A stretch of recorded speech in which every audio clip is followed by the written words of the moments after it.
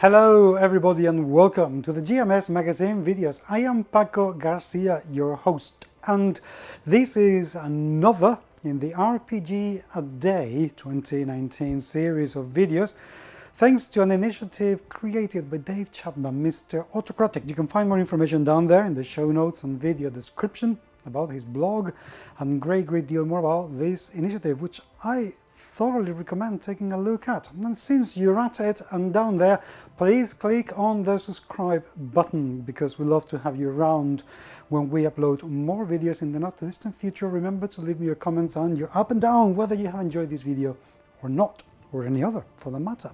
Right, today's word for the RPG A Day is connection. Probably, and I know I've said this several times during this series, but probably one of the most important things, if not the most important thing, the role-playing games manage to achieve. And it's to connect with other people, to connect with ourselves, with our characters, with a game, with a setting, with an author, with a world that perhaps we have never thought about before. Connections are part of human nature. We have a connective kind of psychology. We create attachments, connections to things. And connections and disconnections can be the difference between having an insanely happy relationship with something or simply not caring at all about it. But the good thing that happens when you play role-playing games is that at some level, if you get to connect with the people around the table, with the game itself, it can have an insanely positive impact on us as people, as persons, as human beings, not just as gamers.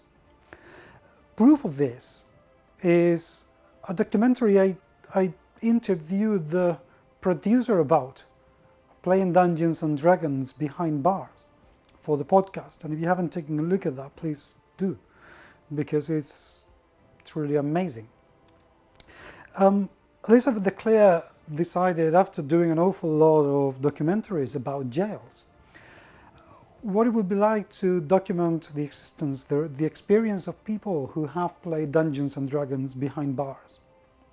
Convicts who in jail use D&D as a means of escapism, as a means to have fun, but also, way more importantly, as a means to learn to socialize, to learn to connect with other inmates, to develop a feel of empathy that in another way you maybe wouldn't have learned before, or another way.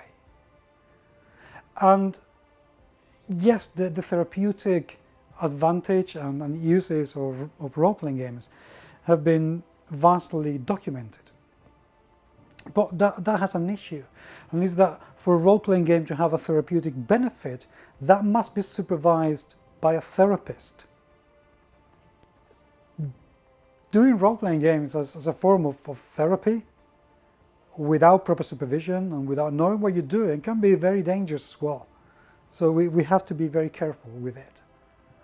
But the point is that regardless of how you use it, it can have an immensely positive impact, because it allows you to create connections with your character with the situation, and with issues, because we don't just connect to people, to characters, to things. We also connect to issues, to experiences. That's part of the empathic process. And RPGs are probably one of the best tools to do that, because it offers us enough of a distance to feel safe, but enough of a connection to be able to explore. And that is unique.